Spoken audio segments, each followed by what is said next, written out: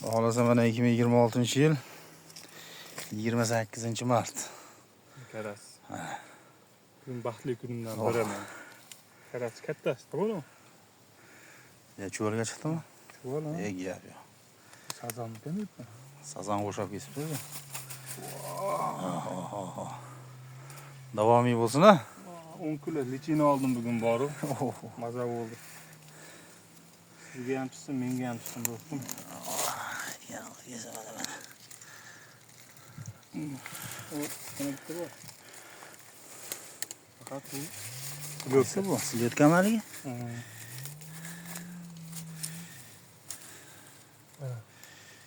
Yo'q. Silayotgan eng kattasi. Kilka bo'lib qolibdi-yu. Ha? Ha. Ega. Kelaverasizlar.